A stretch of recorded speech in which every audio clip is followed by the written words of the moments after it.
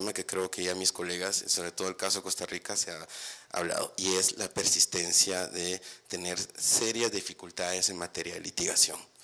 ¿Qué sucede? Por ejemplo, una audiencia de primera declaración, que es la audiencia preparatoria, que es la audiencia donde se discute la necesidad de si una persona enfrenta un proceso penal y también se discute la necesidad de una medida de coerción, sigue sucediendo de que se ve mucha improvisación. Hablo más en el caso de Guatemala, ciudad capital, como les digo, mucha improvisación, se ve mucho en el sentido de información superflua, digamos, que no es útil, digamos, para la toma de la decisión por parte del juez, y sobre todo que persiste en algunos momentos relatos extensos y la persistencia de lectura de documentos. ¿Y qué sucede? Que el juez, el fiscal y el defensor se centran en las actuaciones del expediente de investigación. Persiste eso, lamentablemente.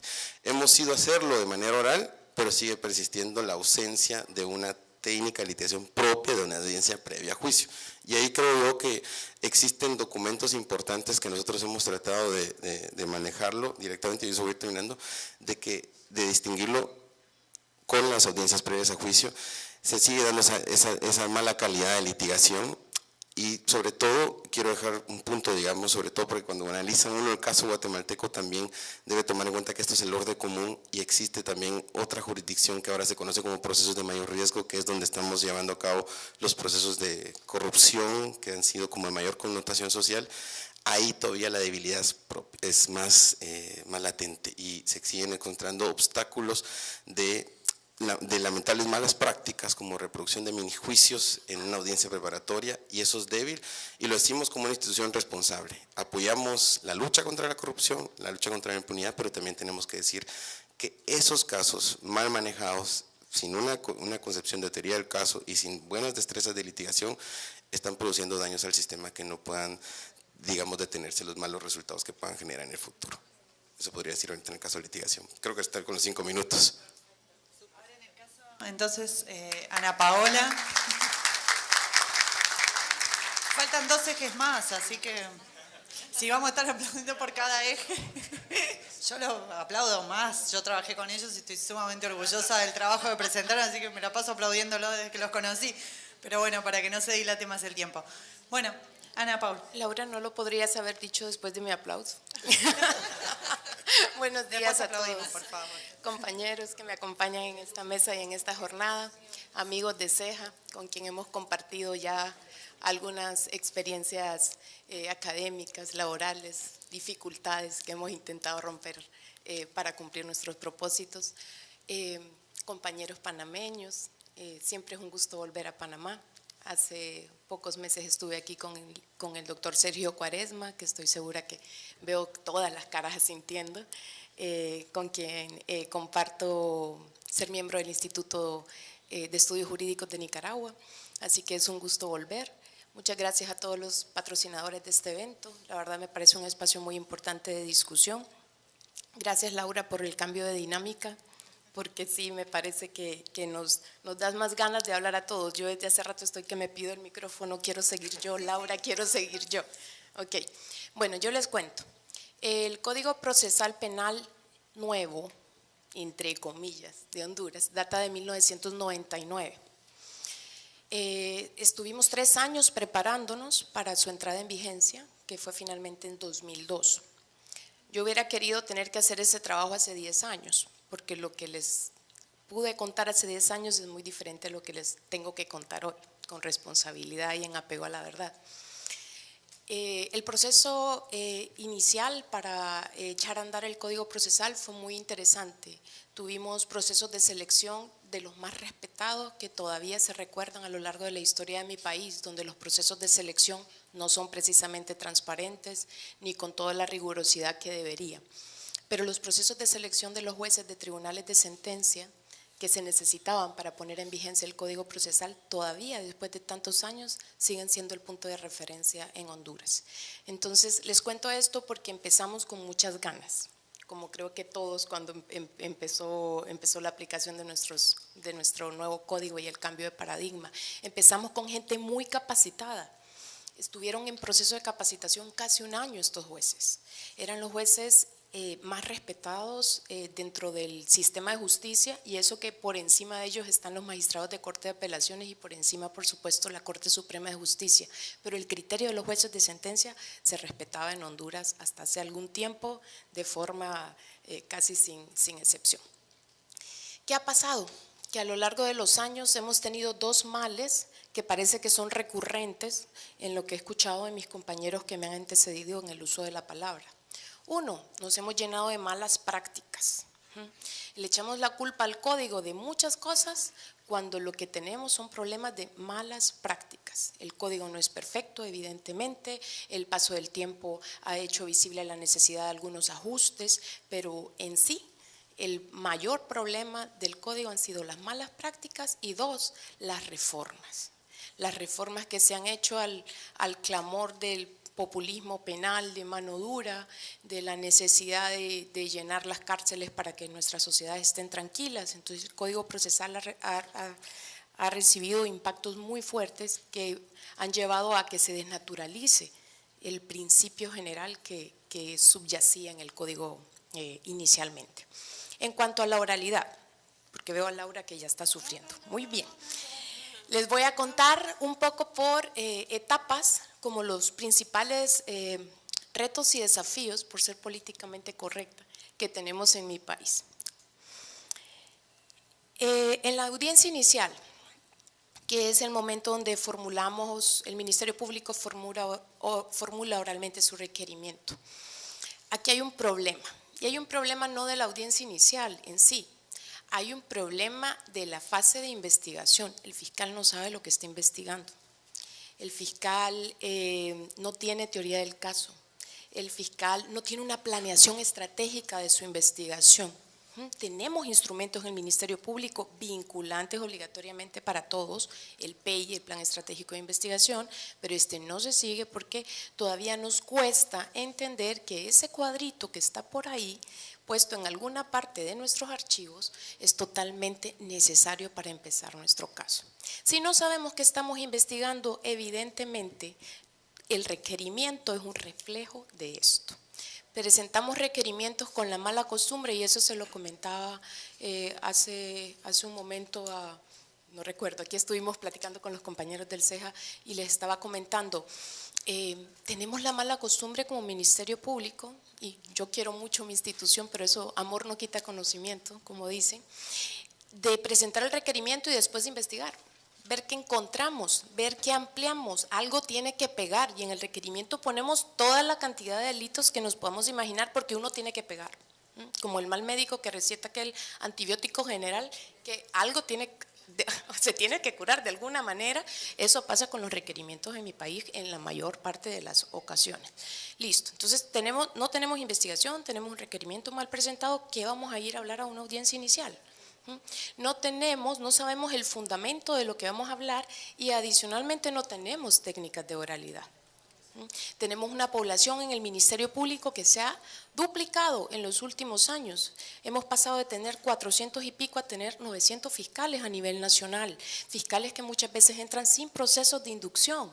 Qué capacidad de análisis, qué capacidad de conocer teoría del delito. Me da mucha envidia el caso de Costa Rica, que al menos pueden tener una universidad con una formación teórica, que saben teoría del delito, y que de repente la teoría del caso les resulta menos complicada. Por eso en mi país no se estudia teoría del delito, es sobre todo considerado como algo teórico, algo que no sirve, eso que aburrido donde está el dolo, etcétera, etcétera. Entonces todos estos rezagos que traemos vienen a impactar luego cuando nos encontramos en las audiencias. Entonces en la audiencia inicial se extienden en tiempo cada vez más.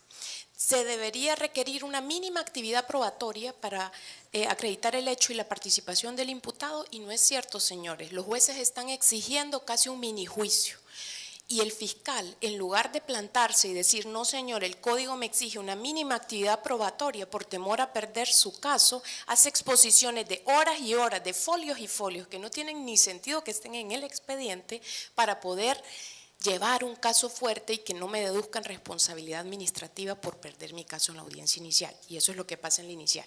Y en la preliminar, comparto totalmente lo que ya manifestó Jenny. Incluso en mi país, la corte pasada, la sala penal pasada, todos mis respetos para la sala penal anterior de mi país, que ha sido la que más jurisprudencia ha producido en materia penal, incluso habló y se planteó la necesidad de eliminar la audiencia preliminar, porque debería ser un filtro para el debate de juicio oral y público. El mismo código lo dice, la jurisprudencia lo dice, y no se usa. Los jueces no se quieren complicar y en la mayor parte de las veces todo le elevan a juicio oral y que decide el tribunal porque yo no me quiero quemar con esto. Entonces, oralidad en la audiencia preliminar, cero, porque vamos a repetir, el requerimiento fiscal es una audiencia de trámite que incluso se ha hablado de terminar con la audiencia preliminar. Y luego sigue una audiencia que tenemos nosotros que es de proposición de pruebas. Tenemos nuevamente problemas con la oralidad en esa etapa. ¿Qué es lo que pasa? Que desde el principio venimos arrastrando un mal y no lo corregimos con el tiempo, porque aunque el código cada vez se ha vuelto más benigno en los plazos, nosotros vamos casi con el requerimiento que presentamos a juicio. Y los fiscales que han ido pasando en las fiscalías que heredan el caso a otro fiscal, se quedan con el requerimiento y después llegan donde a mi escritorio, por ejemplo, yo asesoro casos y me dicen, ¿qué hago con esto? ¿Y usted por qué no pidió esto de entrada? Porque no era mi caso, ¿sí? Entonces venimos arrastrando un mal endémico que comenzó desde mucho tiempo antes. Llegamos a proposición de pruebas y repetimos la audiencia inicial. Folios y folios y folios de las pruebas que no tienen relación con lo que queremos acreditar.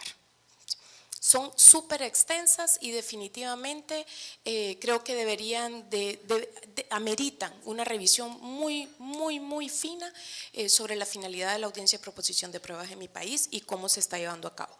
Y finalmente, solo un comentario adicional. Juicio oral. Tenemos serios problemas con los interrogatorios y contrainterrogatorios. Hay jueces que dicen que no existe el contrainterrogatorio, incluso en Honduras. Sí, porque el código no lo establece directamente, no dice. Entonces, como no dice, depende del tribunal donde a usted le toque, puede o no puede contrainterrogar. Y lo último de oralidad.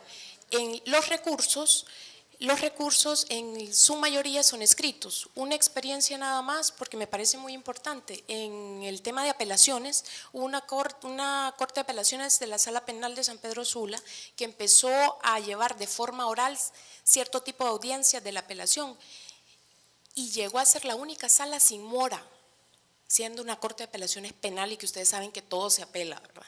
Sin mora en el país, pero este año la corte sacó un acuerdo donde prohibió la oralidad porque el código no lo establece expresamente y eso es lo que pasa en Honduras. Por favor, Harold, entonces República Dominicana. Por favor, sí. Por favor, si no, hoy no sobrevivo. Harold, por favor. Muy buenos días, damas y caballeros. Gracias al Centro de Estudios de Justicia de las Américas por la oportunidad de organizar este evento junto a la Fundación Konrad Adenauer y los demás organizadores. Y bueno, yo creo que este es un evento de personas esperanzadas que creen que muchas cosas vinculadas a los procesos de reforma procesal penal pueden salir mejor de lo que nos han salido como común denominador en nuestros países. Y les cuento un poco, quizás nuestra experiencia sea de las más recientes, pero ya el Código Procesal Penal Dominicano en su implementación es un adolescente, ya tiene 14 años de implementación. Nosotros empezamos en el año 1997 con las comisiones de reformas de todos los códigos de la República Dominicana. Sin embargo, desde el 97, ya 21 años, solo el Código Procesal Penal ha sido promulgado. En consecuencia, tenemos razones suficientes para sentirnos muy contentos de esa transición del sistema inquisitivo hacia el sistema acusatorio adversarial. Por múltiples razones. Primero, un Estado democrático no tenía nada por qué sentirse orgulloso en el marco del sistema inquisitivo. Esencialmente porque muchas de las prácticas del sistema inquisitivo incluso iban contrarias a la Constitución de la República Dominicana. En consecuencia, lo que había era una especie de Estado anómico y los actores ni entendían la Constitución ni entendían el sistema a pesar de las ilogicidades que se planteaban con el sistema acusatorio, sobre todo por la confusión de roles, esencialmente las vinculadas a ese rol de investigador y de juzgador que tenía el juez de instrucción de entonces, que extrañamente dependía en lo jurisdiccional del Poder Judicial y en lo investigativo dependía del Procurador General de la Corte de Apelación. Algo muy extraño pasaba con nosotros, pero es propio de que era un código, el Código de Procedimiento Criminal francés, con ya demasiado tiempo y que no tuvo reformas oportunas como la siguió Francia más adelante. Nosotros implementamos después del 2012 en el año 2004, pero en el 2003 tuvimos medidas anticipadas y por primera vez con la resolución 1920 tuvimos vistas en las que los abogados le vieron la cara al juez de instrucción mientras decidía los mandamientos de prisión provisional o prisión preventiva. Más adelante, entonces nos propusimos con la reforma que durante todo un año no iban a entrar todas las instituciones del Código, los tribunales colegiados, los jueces de ejecución de la pena, las conversiones de la acción pública, el archivo del proceso, sino que sería en el año 2005.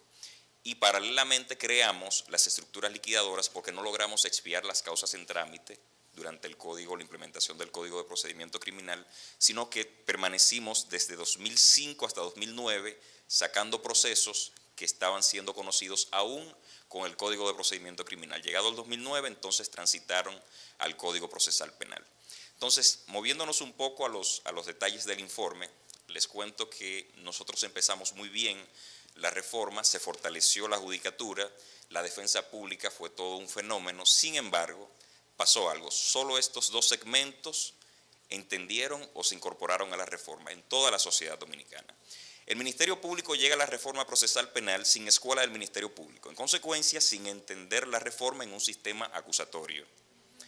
Los abogados particulares ni se diga, a las universidades de la República Dominicana tardó mucho incluso para que llegara todo este ánimo del sistema acusatorio de las universidades y se tratara oportunamente. Eso produjo que teníamos jueces de muy alto nivel, entendiendo el sistema acusatorio, y un nivel de litigación por todos los demás actores muy bajo. Tanto así que por el resultado inmediato de la participación de los defensores públicos, el resultado de los procesos en las primeras fases, en la fase preparatoria y la intermedia, era que había muchas libertades, había muchos autos de no lugar. Entonces el código se convirtió en el código de los delincuentes porque sencillamente todos los actores no estaban al mismo nivel. Fruto de esto, entonces es obvio que les pueda comentar que el nivel de la oralidad, si bien es cierto en el diseño, todas las audiencias implican que todo se oralice, que se lleven de manera oral, no todas ellas se llevan a cabo con la publicidad debida por restricciones propias de la normativa, las que tienen que ver con la fase preparatoria. Nosotros, por esa razón, entonces, y por el escenario que les planteé, no tenemos o no hemos contado con una cierta evolución en los niveles de litigación de los actores. Y eso ha dificultado evidentemente que la oralidad haya dado como resultado el que se esperaba cuando pasamos de ese sistema inquisitivo al acusatorio. Entonces les resumo muy brevemente que nos pasa algo muy particular. Nosotros no tenemos ni audiencias de control de detención, ni audiencias de formalización de la investigación.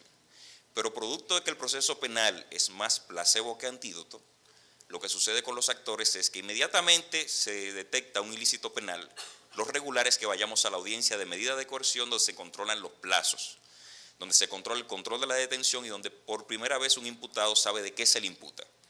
Las mismas características que han expresado mis compañeros es lo que nos afecta también en esa parte. Llegamos muy rápido a algo que debe ser sometido a unos estándares más elaborados para poder tener un mejor resultado en la audiencia de medida de coerción. Y en efecto, el nivel de litigación es muy baja, conforme nos dijeron todos los actores que pudimos entrevistar.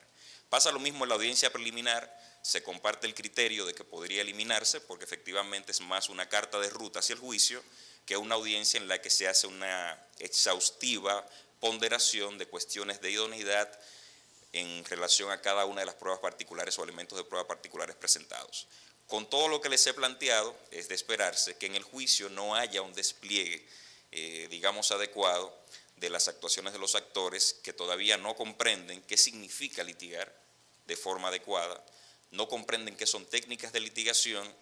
En las cuestiones vinculadas a los interrogatorios todavía nos falta mucho por hacer y creo que el proceso de comenzar a transformar esa realidad donde debe tomarse en cuenta, donde debe trabajarse duramente es en las universidades del país. Algunos pasos agotados, oportunos, positivos, pero tenemos ese escollo todavía en el marco de la reforma. Muy bien, muchas gracias.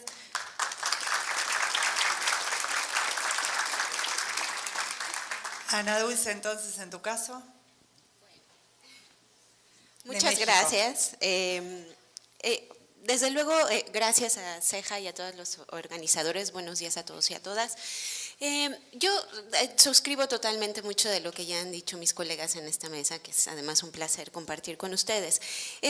Desde luego, las malas prácticas siempre están ahí presentes, digamos, siempre es posible arrastrarlas.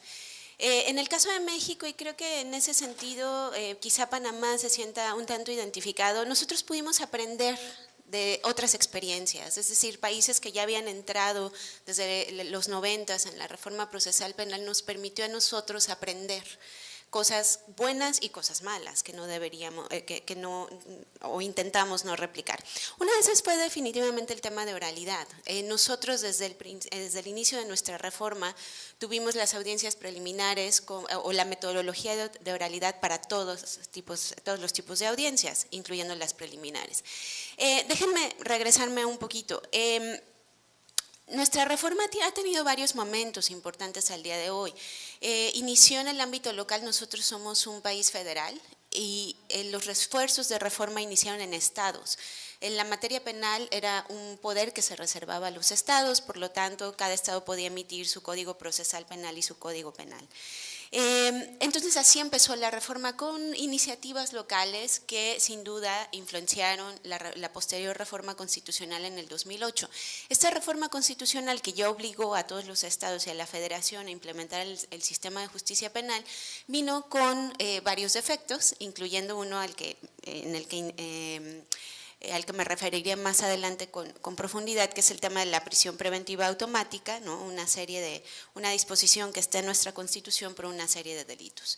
Entonces, a pesar de esta reforma, digamos, trajimos el sistema acusatorio a todo el país, se terminó de implementar en el 2016, pero en este tránsito de implementación de 8 años también se nacionalizó el proceso penal en el sentido de que se estableció que tendríamos solo un código que sería aplicable en los estados y en la federación. ¿Qué es lo que trajo este código? Bueno, pues en términos de oralidad, lo que nosotros vimos en México es que los primeros estados con este impulso muy fuerte por implementar un nuevo sistema tenían muy buenas prácticas. Se capacitó muchísimo a los operadores, a todos en grupos por meses, los encerraban, les pagaban su salario, además los elegían, ¿no? Con exámenes de oposición. Era tremendamente bueno lo que pasaba. Conforme avanzó la reforma, esto fue en decadencia. Empezaron a haber cambios de poderes, de liderazgos en los estados y esto también influyó en la manera en cómo se elegían a los operadores jurídicos. No había carrera, por ejemplo, hasta la fecha no hay carrera en las defensorías, salvo que pertenezcan al Poder Judicial, pero entonces no es carrera de defensores, sino carrera dentro del Poder Judicial. Las procuradurías también tienen problemas en esto y en los poderes judiciales pues hay prácticas también diversas. Conforme fueron avanzando estos sistemas y la implementación ya en todo el país, nosotros empezamos a ver la decadencia de las prácticas de oralidad. Cuando viene el Código Nacional Procesal Penal, el código empieza a sobreregular prácticas, digamos, pensando en lo que estaba en decadencia, estableció, por ejemplo, una disposición que dice que el juez debe propiciar que las partes no lean. Es decir, este tipo de normas están en nuestro código y constantemente se repite que todas las etapas del proceso se tienen que llevar a cabo conforme a los principios del sistema acusatorio y de manera oral. Entonces, el código empezó a sobreregular justamente porque veíamos que se empezaban a dar este tipo de prácticas. Nosotros… como les decía, tenemos la oralidad desde las audiencias preliminares, tenemos una audiencia combo, una audiencia inicial que reúne 5 tipos de decisiones, el control de detención, la formulación de la imputación, la vinculación a proceso, medida cautelar y el debate sobre el plazo de cierre de investigación. Tenemos esta particularidad de la vinculación a proceso que me gustaría mencionar porque justamente tiene que ver con un problema que mencionaba Elmin. Este momento es lo que en otros países conocemos o se parece a la discusión del supuesto material, ¿no? Previo a la definición de la medida cautelar, pero el estándar es muy incierto porque puede ser desde la discusión es sencilla, no pasa nada, se discute tal como el supuesto material o hacemos un minijuicio, porque este momento da la oportunidad a la defensa para que ofrezca medios probatorios. Y se vuelve un minijuicio. Entonces, en esta etapa tan previa, ¿no?, de repente se puede discutir el fondo del asunto. Tiene también un valor estratégico. Justamente por la existencia de la prisión preventiva oficiosa, muchos defensores la han utilizado estratégicamente para que, digamos, desvincular a la persona que defienden del proceso desde ese momento, porque de otra manera se quedaría en prisión preventiva automática. Esta es una de las grandes pendientes que tenemos y que ha afectado en definitiva la calidad de las audiencias preliminares, ¿no? Tenemos la audiencia intermedia, a la que le precede una fase escrita, donde se da la acusación. Tenemos una fase de descubrimiento probatorio muy particular también en nuestro sistema, que viene también de repente alguien dice, es que el Ministerio Público esconde pruebas, entonces todos descubramos nuestras pruebas. Y eso se da antes de la audiencia intermedia, donde se discute y se depuran los hechos y medios probatorios para ir al juicio oral. La calidad de la litigación definitivamente también, aunque hay un espectro de prácticas diversas, desde muy malas hasta muy buenas, también la vemos en decadencia. Y esto, en definitiva, por los expertos que entrevisté para este informe, hay una coincidencia en que tiene que ver con la falta de capacitación continua de los actores. Mucho tienen que ver las universidades en esto. Es decir, las instituciones, por un lado, tienen su responsabilidad de mantener los programas de educación continua, de capacitación continua de sus operadores, pero las universidades hoy es el día en que siguen enseñando el sistema viejito, el mixto inquisitivo. O sea, yo doy clases en una universidad y el temario que a mí me dan es del sistema anterior. Obviamente yo no lo doy. Entonces, elegí la libertad de cátedra. Pero así están las universidades. Entonces tenemos una serie de factores que están afectando la calidad de la litigación en nuestro sistema, que no necesariamente son del propio sistema, sino también factores externos que tienen que ver con la educación jurídica y que son bien importantes. Mis alumnos de 20 años todavía me preguntan por qué no pueden introducir el informe pericial del perito, ¿no? Entonces, o sea, me tengo que regresar 10 años de educación jurídica para explicarles por qué no se puede. En fin, estas son algunas de los grandes pendientes que tenemos y solo por último quisiera mencionar dos cosas rápidas. La etapa de segunda instancia sigue siendo escrita, es decir, nuestra oralidad se queda hasta la primera instancia. Tenemos también la parte de ejecución penal, que a pesar de que la nueva ley de ejecución penal dice que se tiene que llevar conforme a los principios del sistema acusatorio, lo cierto es que en la práctica sigue habiendo un expediente que viene de la autoridad penitenciaria y eso es lo que se discute en juicio, con poca intervención de las partes, poca contradicción y poco debate. Un tema que nos importa mucho en México, especialmente en el instituto donde trabajo, es el lenguaje utilizado en las audiencias. Nosotros cotidianamente observamos audiencias para ver qué es lo que está pasando. No va mucha gente, la verdad, a las audiencias y en gran parte es porque es totalmente inaccesible. O sea, el lenguaje que se sigue utilizando, ya hemos hecho estudios de control con sistema anterior y sistema nuevo, la gente sigue sin entender lo que está pasando en las audiencias. Sus abogados no les explican bien, los dejan a menudo con poca información sobre sus propios procesos y cuando uno va a los juicios se da cuenta que pues tampoco los actores que están ahí, incluyendo a jueces y juezas, se preocupan demasiado porque las partes, la persona víctima, la persona imputada, entiendan lo que está sucediendo. Eso lo vemos cotidianamente, el formalismo y la baja calidad también de la litigación, la forma en que se ha interpretado por muchos actores la oralidad en el sentido de leer lo que tienen en el registro, en la carpeta de investigación, afecta sin duda lo que nosotros pensamos que es una condición esencial para el acceso a la justicia. Gracias. Muy bien. Bueno, entonces, trabajamos bastante en profundidad el eje número 1, que lo van a encontrar en cada uno de los informes, vinculado con la oralidad y calidad de la litigación, que quedó claro que tenemos que fortalecer entonces la oralidad en el sistema penal. Y vamos a pasar al segundo eje, que hace referencia al sistema de protección de garantías del imputado. Y nuevamente lo invito a Juan para que exponga acerca de Cuba y la situación del imputado. Gracias. Bueno, segundo eje, como decía Laura, bueno, yo le pido disculpas, que yo estoy acostumbrado siempre a hablar en público al pararme, no lo interpreten como una petulancia. Es una costumbre de mi abuela, que visoró que no tenía talento cuando era chiquito, me dijo: niño, las cosas que vas a decir, dila para que la gente piense que son importantes. El tema de la protección de las garantías en mi país pasa por lo que dijimos anteriormente de la división en las dos fases que tiene. O sea, nosotros tenemos en la fase del juicio oral, yo no me quejo de la litigación y de las técnicas, yo no me quejo, o sea, muchos salen de la universidad y los que van a la fiscalía y los que van a la abogacía son verdaderos gladiadores y consecuentemente exigen el cumplimiento de las garantías. El problema nosotros lo tenemos en la fase previa. En la fase previa, la fase sumarial, nuestra ley sigue con el espíritu de la ley española. Cuando uno lee la exposición de motivos de la ley de enjuiciamiento criminal española, hay un párrafo ahí que sigue imperando en nuestro país. Aquel que dice que el delincuente se preparó para sorprender al Estado y que entonces el Estado tiene que tener la capacidad para responder, y en correspondencia con eso tiene que haber un momento en que la garantía... Es el espíritu del siglo XIX todavía el que impera en nuestro ordenamiento procesal. Nosotros estamos luchando para tratar de cambiar ese escenario.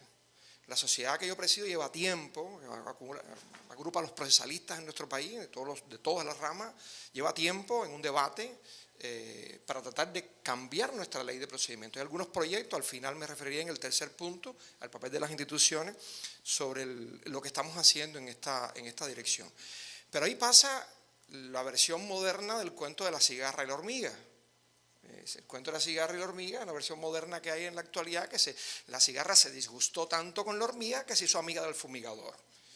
Entonces, pasa en ocasiones en estos debates que entonces cuando entramos en la discusión académica y con los poderes públicos sobre el particular, entonces me dice, sí, pero es que si tú abres y llenas el código de garantía y lo haces, como decía Ferraioli, patológicamente garantista, no vas a poder mantener los niveles de seguridad que tiene el país, donde tú puedes entrar en las calles en las madrugadas y que no te pasa absolutamente nada porque tienes un alto nivel de garantías y de seguridad ciudadana.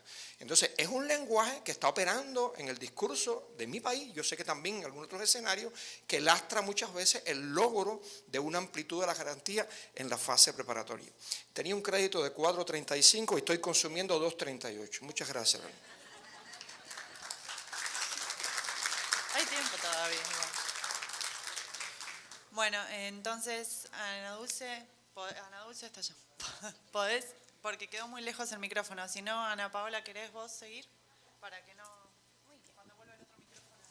Ya volvió. Bueno, en este segundo eje yo quiero comentarles básicamente un tema. El tema de la prisión preventiva. De acuerdo a nuestra normativa procesal, para poder determinar la aplicación de la figura de la detención preventiva, de la prisión preventiva, necesitamos algunos supuestos, ¿sí? Que normalmente son los que rigen casi todos los códigos procesales: peligro de fuga, posibilidad de obstrucción a la justicia, de que el imputado vuelva al grupo al que pertenezca y obstaculice la investigación, puntos suspensivos. Listo. Hasta ahí todo está bien. Comenzamos una aplicación muy respetuosa realmente del tema de la privación de libertad bajo esta figura.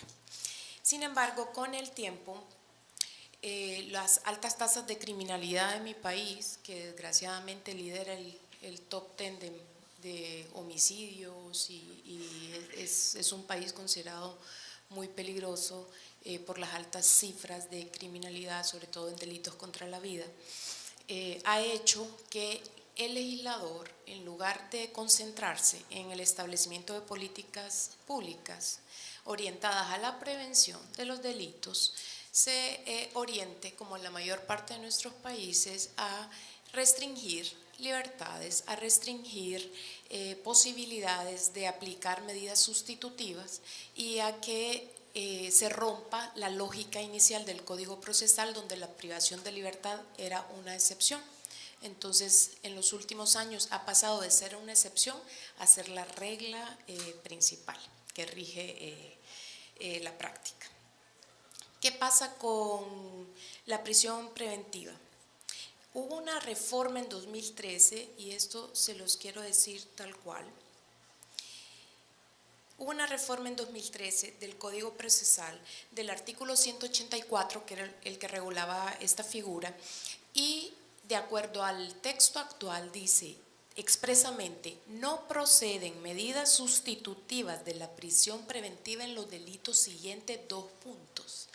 Y a continuación tenemos 21 delitos, señores y señoras. Entonces, en estos casos, la discrecionalidad del juez no interesa. Los presupuestos no importan. En estos 21 casos, el juez tiene que dictar prisión preventiva. Les estoy hablando de delitos contra la vida, asesinato, homicidio. Imagínense que dejaron homicidio en términos generales, o sea que aquí incluso un culposo se puede ir por acá.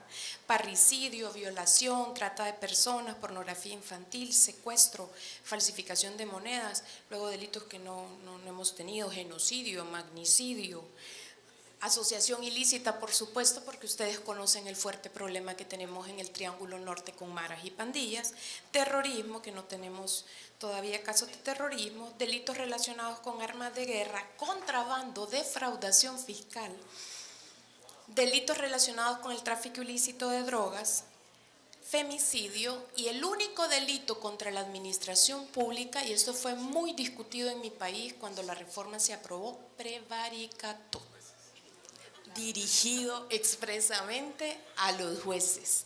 Tienen que aplicar el artículo o prevaricato, y el prevaricato no tiene medida sustitutiva de la privación de libertad. ¿Qué ha pasado con el 184? Pues así como ustedes mismos están reaccionando al escuchar esto, reaccionamos en mi país, ¿no? Empezaron voces a levantarse, se interpusieron varios recursos de inconstitucionalidad que iban quedando ahí rezagados sin resolverse, hasta que recientemente, porque claro, depende del imputado, es nuestra postura, ¿no? Hasta que recientemente se interpusieron unos recursos de inconstitucionalidad del 184 por parte de defensores de personas que estaban siendo sometidas a proceso vinculadas con partidos políticos, gente muy alto rango. Ya hablamos, ¿no? Así, bueno, listo. La Corte Suprema en un tiempo récord, ¿sí? Se interpuso un recurso y meses después ya estaba resuelto.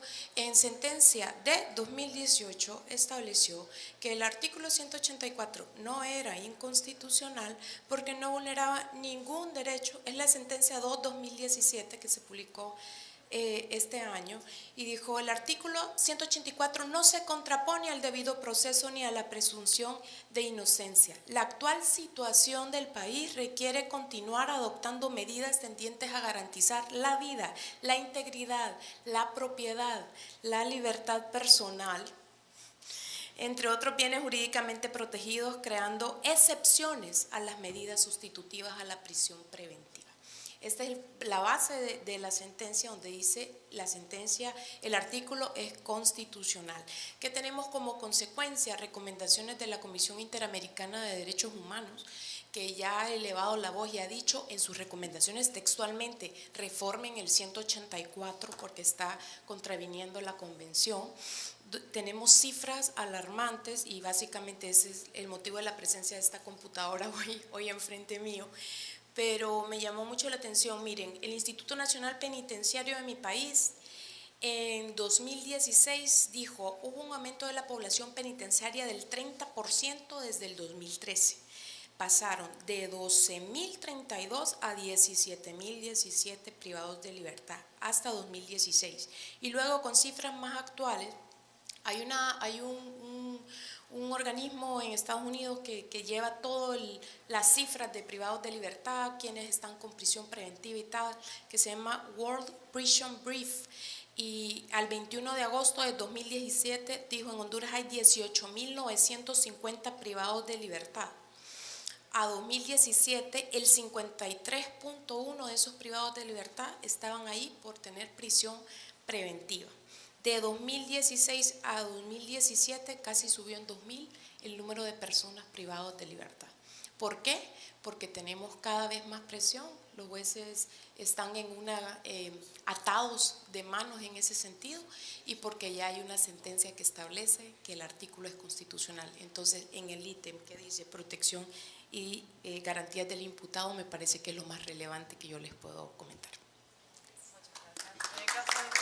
Jenny.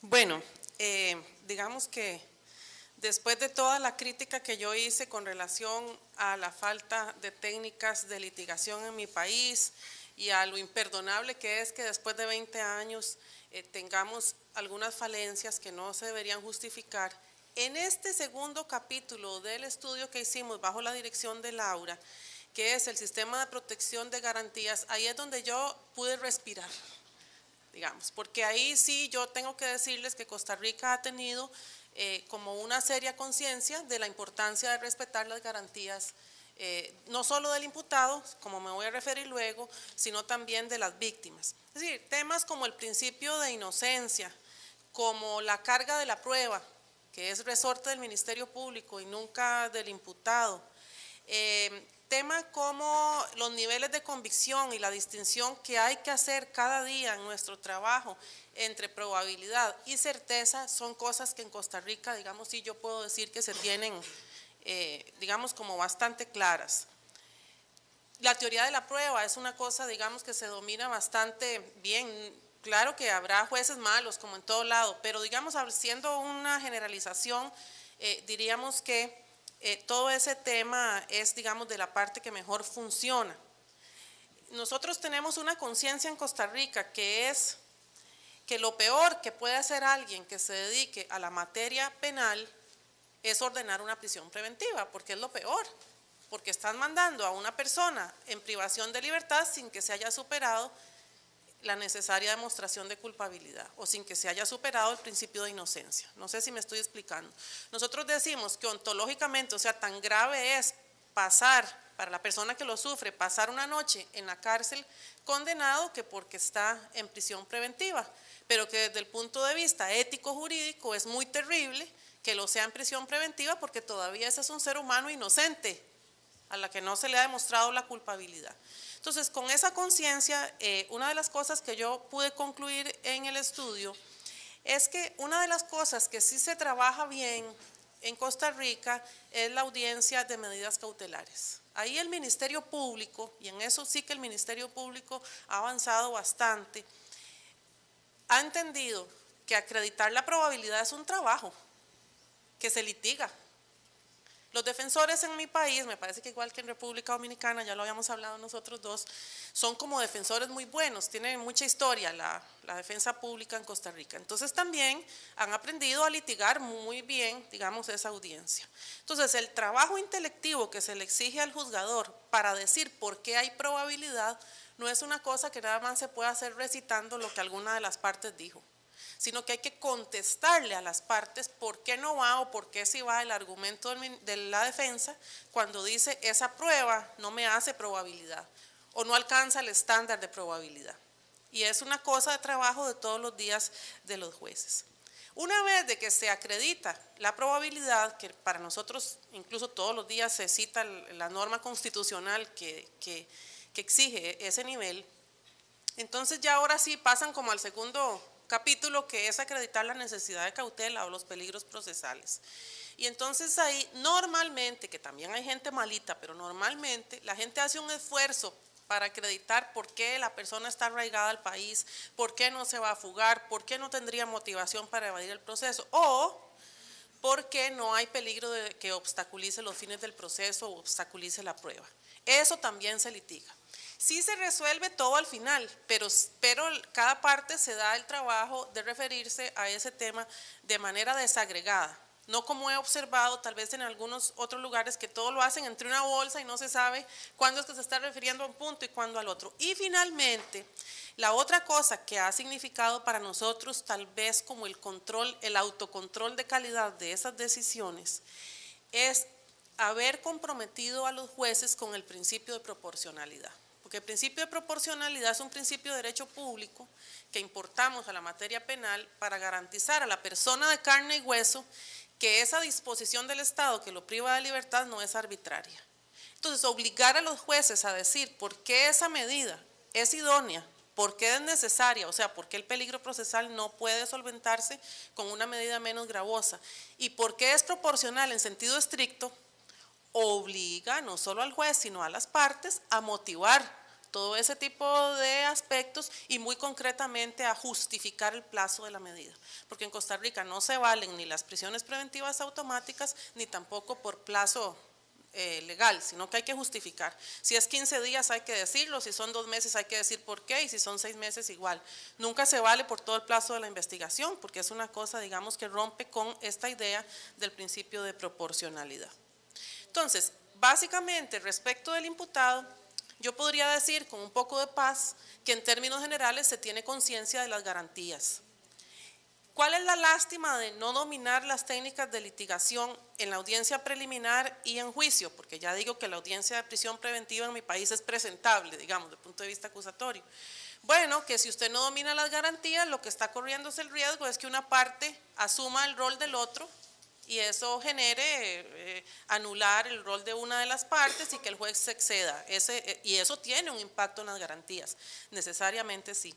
Pero en lo que atañe a las medidas cautelares, me parece que hay bastante conciencia de que siempre que sea necesaria una medida cautelar menos gravosa, no debería ordenarse la prisión preventiva. Esto no quiere decir que no haya politiquillos que quieran ir a ganar unos votos a la prensa y decir que las medidas cautelares son una alcahuetería, siempre los hay en todos los países. Pero me parece que hay una relativa paz de los jueces que si saben motivar con estos puntos que indiqué una prisión preventiva, pues no va a pasar nada, no lo pasaría ni a nivel disciplinario, digamos, ni a otro nivel. Con relación a la víctima, nada más vale decir que hay muchos artículos en el código que garantizan la participación de la víctima que yo tal vez resumiría como en 3 aspectos.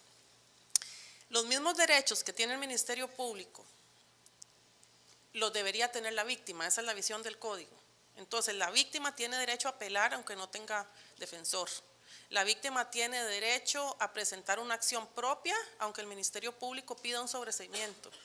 La víctima tiene derecho a proponer prueba y tiene derecho a que se le escuche en las audiencias aunque vaya sin abogado. Que eso es una cosa que me parece que hace un poco equilibrado el sistema ante la crítica de que solo al imputado se le dan garantías, sino que también a la persona afectada. No sé si me pasé de tiempo. Estamos muy bien. Okay. En caso de Elvin, por favor, si nos puedes comentar un poco en el caso de Guatemala. Bien, en el caso de protección de garantías para el imputado, el estudio en el caso guatemalteco tiene 3 aristas o 3 variables que son importantes. El primero, un análisis sobre lo que es el derecho de defensa desde la perspectiva material y técnica, que en ese sentido nosotros pudimos hacer algunas reflexiones que veníamos analizando de un informe que hicimos como instituto sobre defensa penal efectiva en el 2016 y que pudimos un poco actualizar los indicadores con este estudio. En buena medida, la defensa material, los problemas que nosotros hemos visto resultan mucho en el control de la detención por parte de la policía. Hemos encontrado en buena medida, la mayoría de ingresos al sistema penal son por flagrancias y es por una actuación policial importante. Cuando nosotros entrevistábamos a las personas detenidas, en buena medida no sabían ni por qué estaban detenidos, ni información de sus derechos de manera inmediata. Es decir, la policía carece de protocolos o una carta de derechos para informar inmediatamente a los detenidos. Esa es una falencia directa al derecho de defensa material. En el caso de la defensa técnica directamente, hemos visto limitaciones sobre todo a la defensa de personas de escasos recursos que corre a cargo del Instituto de la Defensa Pública Penal. Sobre todo, los jueces entrevistados dieron un visto bueno y sobre todo buenos comentarios, sobre todo en la materia de litigación por parte de los defensores públicos. Sin embargo, sigue siendo una actuación meramente pasiva, porque carece en buena medida la defensa pública de un órgano o asesores en investigación. ¿Qué resulta entonces para un defensor público? Plantear su teoría del caso en función de destruir la que plantea el Ministerio Público y no generar sus propios elementos para una teoría del caso sostenible, pues carece de la capacidad para poder llevar a cabo alguna investigación. Este estudio de defensa penal efectiva invita a esas reflexiones. Es un estudio que hicimos con Alberto Binder en el sentido de qué nuevo giro deben tener las defensas públicas penales en Latinoamérica. Y nos podemos actualizar y volvemos a poner esos datos directamente. Otro de los aspectos que tiene este estudio en el caso de protección de garantías en el caso guatemalteco es un efecto negativo que se lleva al no cumplir la garantía que está en la Convención Interamericana de Derechos Humanos de ser juzgado en un plazo razonable.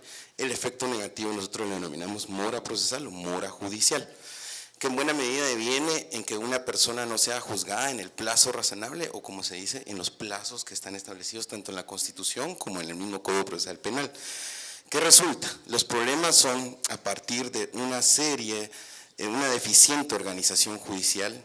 Y no estoy hablando mal de los jueces, estoy hablando del sistema administrativo que propicia, digamos, el registro, la calidad de la oralidad, el sentido de poder tener un programa, una agenda de audiencias ágil, que sea, digamos, con mayor control, no está gestionándose adecuadamente. Por poner un dato, y esto es un problema también de registro que está teniendo el Poder Judicial, el sistema de gestión de tribunales para el 2017, de acuerdo al informe, ahí está citado cuando hicimos la solicitud de acceso a la información, durante el año pasado registró más de 70.630 audiencias, de las cuales se celebraron de forma efectiva a nivel nacional 41.415. Es decir, que la tasa de suspensión oscilaba alrededor del 59 a 60%. Pero ojo, vuelvo a insistir, hay jueces que sí realizan audiencias. Yo hablo mucho con los jueces de Quetzaltenango y de Occidente, donde hacen audiencias de primeras declaraciones o previas a juicios hasta 13 o 14 audiencias por día. Pero en el caso guatemalteco, la suspensión es más recurrente. Cuando hablo de guatemalteco me refiero a Ciudad de Guatemala. Pero en el sentido de las cifras, los datos que registra este sistema son alarmantes. Es muy alta la tasa de suspensión de audiencias. Eso en el orden común. Y es ahí donde siempre se ha visto, digamos, esa vulneración de garantías de no ser juzgado en un plazo razonable. ¿Qué sucede ahora en los procesos de mayor riesgo? Y tengo que decirlo también porque es la noticia que sale mucho del caso guatemalteco y son las personas que están siendo juzgadas por casos de corrupción, por casos de ejecuciones extrajudiciales, maras y pandillas. Está resultando que en los procesos de mayor riesgo la tasa, digamos, de duración de los procesos es muy alta. En buena medida solo les quiero poner un indicador y esto es alarmante, porque uno, digamos, como ciudadano guatemalteco aplaude el trabajo de la Comisión Internacional contra la Impunidad, del Ministerio Público o los jueces independientes que se han mostrado muy fuertes frente a poder juzgar a estas estructuras criminales donde están hasta expresidentes. Pero digamos, el caso La Línea, que es el caso paradigmático, la detención de los principales sindicados se llevó a cabo el 16 de abril del 2015 y hasta esta fecha no se ha dado el juicio. Y están en prisión preventiva, ¿sí? Eso es alarmante. Pero aquí viene un poco, digamos, de la crítica que se le hace al sistema penal. ¿Por qué ahora sí nos estamos interesando en las garantías de los imputados cuando permanentemente la prisión preventiva ha sido usada de manera excesiva en el sistema penal guatemalteco? Es porque ahora están en prisión preventiva, mejor dicho, personas que han cometido delitos de cuello blanco, o personas que por un alto cargo público se encuentran en esa situación. Está bien que lo discutamos. Ahora sí ya podemos empezar a hablar de reformar la prisión preventiva en hacerlo más limitado, de hablar de una oficina de control de medidas sustitutivas que no existe en mi país y que eso es una seria debilidad. Pero digamos, ese es el punto, digamos, también de lo que se está llevando a cabo en cuestión de la mora judicial, tanto en el orden común como en los procesos de mayor riesgo. Y los datos para hacer un aporte criminológico también, digamos, sobre lo que está sucediendo en el uso excesivo de la prisión preventiva. Para el 2008, estos son datos del Observatorio de Cárceles que tiene su fuente de información en la Dirección General del Sistema Penitenciario, la tasa de privación de libertad oscilaba en el 2008 de 8.613 privados de libertad hace 10 años. Para este año, en el 2018, el número se ha triplicado, son 24.107, es decir, se ha excedido, y de esos 24.000, el 52% está en prisión preventiva. ¿Qué está sucediendo? Y creo que está sucediendo en Honduras, creo que está sucediendo en otros países.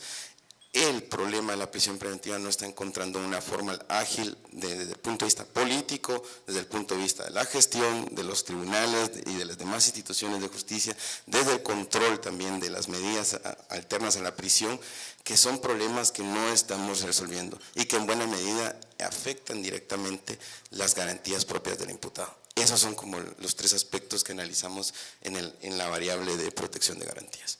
Bien, en tu caso entonces. Bueno, nosotros también durante todo este periodo de implementación del sistema acusatorio hemos tenido una serie de reformas relacionadas con derechos humanos. La reforma misma fue una reforma de derechos humanos, es decir, nosotros no podemos entenderla de otra manera porque lo que la impulsó fue justamente el hecho de que se cometían violaciones sistemáticas al sistema de derechos durante el proceso penal anterior, mixto inquisitivo. Sin embargo, esto no permeó realmente, digamos que la idea de la reforma procesal se quedó en eso, en una reforma de proceso y no en una reforma de derechos. Sin embargo, vinieron una serie de reformas y nuestra propia realidad en términos de seguridad, sobre todo de violencia, pues hizo que se generaran una serie de ordenamientos con incidencia directa en el sistema de garantías del sistema. Tenemos, por ejemplo, una Ley General de Víctimas que establece la obligación de proveer un asesor jurídico victimal, aunque el Código Nacional lo prevé como una opción para la persona víctima, lo cierto es que la Ley General ha sido interpretada de forma que es obligatorio proveerle a la víctima de un asesor jurídico victimal público. Eso, con todo lo que ha significado en términos institucionales, pues ha sido bastante costoso y no se ha logrado por completo. Tenemos otras leyes más recientes, desde luego la Ley Nacional de Ejecución Penal, tenemos dos leyes generales importantes que tienen incidencia directa en el proceso, que son la Ley General de Desaparición Forzada, la Ley General contra la tortura y tratos crueles, inhumanos y degradantes. Esta última, por ejemplo, establece reglas de exclusión de la prueba. Entonces, tiene también, si se interpreta mal, si no se lee a la luz del sistema acusatorio, pues puede incidir de manera negativa, así que eso es un reto adicional en términos del proceso. Pero, ¿qué es de lo que yo les puedo hablar en términos de pendientes muy fuertes en el sistema mexicano respecto de derechos? La tortura sigue siendo reconocida y además denunciada por múltiples organismos internacionales como una práctica común, como una técnica de investigación que sigue siendo utilizada por las fuerzas de seguridad y las procuradurías para obtener información para el proceso.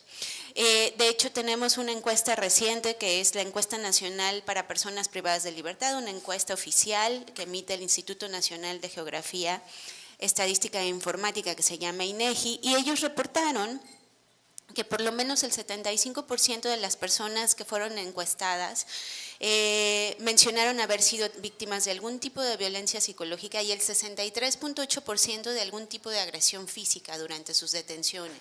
Es decir, estamos hablando de un problema sumamente grave y lo que hemos visto también es que el control de la detención no está sirviendo para atender este problema. De hecho, los propios defensores reportan que ellos ya no pelean en este momento porque no es estratégico. En versión de varios defensores que entrevistamos tienden a decir que los jueces creen, ¿no?, los hechos, la narrativa del Ministerio Público y ellos ven esta etapa como poco estratégica ya. En términos de presunción de inocencia, ¿qué les digo? Es nuestra figura estrella, para mal, es la prisión preventiva de oficio, la que está no en el Código, sino en nuestra Constitución. Tenemos en la Constitución un catálogo de delitos por los que no proceden las medidas cautelares en libertad. Son alrededor de 10 categorías de delitos y además estamos en un momento en que hoy hay 17 iniciativas de reforma constitucional que quieren agregar por lo menos otras 10 categorías. Y me refiero a categorías porque son grupos de delitos, no son tipos penales individuales. Entonces estamos en ese momento. ¿Qué es lo que pasó con esta prisión preventiva de oficio y en nuestra, digamos, evolución de protección de derechos humanos? También en este lapso, en el 2011, tuvimos una reforma constitucional de derechos humanos que incorporó digamos, una especie de bloque de constitucionalidad, le llamamos distinto en México, pero es algo así, y básicamente nos trajo consigo una serie de herramientas que, aunque ya se utilizaban por algunos juzgadores, lo cierto es que no era, digamos, una figura reconocida constitucionalmente, que es el control de convencionalidad. Cuando viene esta reforma, muchos jueces dicen, wow, pues ya podemos hacer control convencional respecto de la prisión preventiva de oficio, y lo empiezan a hacer. La Corte, sin embargo, ha emitido una serie de criterios restrictivos y ha dicho que las restricciones constitucionales no o prevalecen más bien sobre cualquier norma convencional, de manera que la prisión preventiva de oficio ya no es controlable. Se tiene que aplicar. Lo que hemos visto en la práctica es que ya ni siquiera se abre el debate. Muchas veces los jueces dicen estos hechos son de prisión preventiva oficiosa, prisión preventiva, ¿no? Automática. Entonces esto ha minado mucho la calidad del sistema en esta parte del proceso y definitivamente pues entenderán que es una violación directa de la presunción de inocencia. Tenemos otra serie de medidas, una en particular que, aunque ya no se utiliza mucho y hay ciertas iniciativas de quitarla de la Constitución, es aplicable solo para la delincuencia organizada, y es el arraigo constitucional, una detención que permite privar de la libertad a personas que van a ser investigadas por delincuencia organizada, ¿ok?, hasta por 80 días. Entonces, esto también es una figura bastante cuestionada, ¿no?, desde el derecho internacional de los derechos humanos. La prisión preventiva sigue siendo utilizada en exceso. Desde luego, la de oficio contribuye más o menos en el 50% de casos que se dictan de prisión preventiva. Y como lo decía Elvin, también desde México hemos estudiado el tema de defensa penal efectiva y vemos que hay severos problemas todavía, sobre todo muchos de carácter sistémico, es decir, muchas veces no se trata de la calidad de los defensores o de sus competencias y capacidades, sino de los obstáculos que tienen para poder acceder a la persona, poderle explicar lo que debe. Y en el caso de México, una cosa que debo mencionar porque es muy importante: normalmente las malas defensas no tienen consecuencias, porque no tenemos reglas profesionales obligatorias como abogados. Entonces, esto es uno de los grandes pendientes que tenemos en México y que afecta directamente el sistema de garantías. Bien, gracias. En tu caso, entonces, Jara, la República Dominicana. Bueno, yo recuerdo una frase que se sitúa en el texto de Calamandrei, de las buenas relaciones entre jueces y abogados. Y en la discusión de la entrada de un nuevo código, alguien responde que los milagros los hacen los santos. Entonces, bien, nosotros logramos un plazo de 48 horas que debe cumplirse tras el arresto. En ese plazo el Ministerio Público decide si presenta para otra medida de coerción o pone en libertad al imputado. En eso no tenemos problemas. Ahora, cuestiones que estuvieron muy de moda en un momento determinado han quedado prácticamente en desuso, como informar a los imputados de cuáles son sus derechos. Pero el sistema no tiene ningún mecanismo de verificación mientras las actas las levanta el mismo policía o los policías. Ahí tenemos problemas serios, hay que buscar alguna manera de poder constatar eso en ese sentido. Nuestro código reconoce el proceso, en su artículo 2, como la medida extrema de la política criminal del Estado.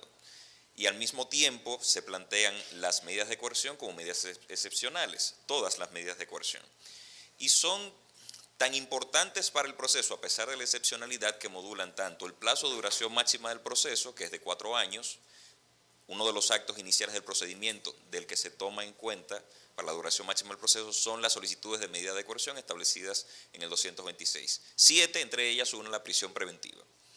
Y el otro plazo que se toma en cuenta es el plazo de duración de la investigación que establece 150 del Código Procesal Penal, que es de 3 meses si se ha dictado prisión preventiva en los procesos ordinarios y de 6 meses si se dicta cualquiera otra de las medidas de coerción. ¿Qué sucede? Bueno, es que los datos nos dicen que no son tan excepcionales las medidas de coerción y sobre todo no es tan excepcional la prisión preventiva. El Poder Judicial recientemente hizo un levantamiento y se dio cuenta de que 7 de cada 10 medidas de coerción solicitadas por el Ministerio Público son de prisión preventiva. El cuadro general es el siguiente: el sistema penitenciario dominicano en sus ambos modelos, el tradicional y el nuevo modelo penitenciario, que funciona muy bien, tiene un total de 26.000 internos. De esos 26.000 internos, 16.000 son preventivos. Incluso más internos preventivos que los que teníamos en el sistema inquisitivo. Y las razones son las mismas que compartimos en cada uno de nuestros países. Bueno, que existan elementos de prueba suficientes para sostener que el imputado es razonablemente autor o cómplice de la infracción, el peligro de fuga y que la pena imponible sea privativa de libertad. Pero, en el caso de nosotros, el Código es muy enfático cuando dice que deben darse todas las circunstancias. Lo que uno aprecia en las decisiones de los jueces no es que se dan todas las circunstancias y que ni siquiera la primera de ellas es ponderada de forma adecuada.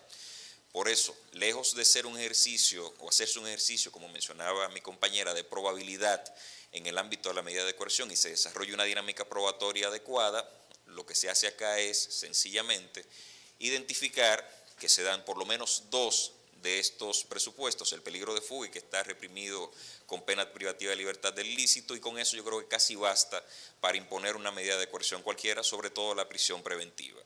Nos sucedió algo en el año 2015, es que producto de ese fenómeno, que la Comisión Interamericana de Derechos Humanos señala muy bien, discurso de mano dura, desmotivación de los actores para tomar otras medidas de coerción, decidimos arribar a una reforma, entre comillas, que implicaba ampliación de plazos. Lo bueno que tuvo fue algunas conquistas en el ámbito de los derechos de las víctimas, ampliación de plazos para acomodar el sistema y unos detalles vinculados a la peligrosidad, a la gravedad del caso y al posible daño causado a la víctima en una fase iniciaria como es la fase preparatoria, donde se conocen las medidas de coerción. De manera que un juez en esa audiencia de medida de coerción termina refiriéndose a cuestiones que son más propias de las fases posteriores y lo hace sin utilizar los métodos adecuados. Eso entonces produce que efectivamente tengamos un nivel muy alto de prisión preventiva que se convierte para nosotros en la principal negación o el principal problema para el principio de presunción de inocencia y para los derechos del imputado, en todo caso. Yo no creo que eso pueda mejorar significativamente en los próximos años, porque cada día noto que se entiende menos el problema.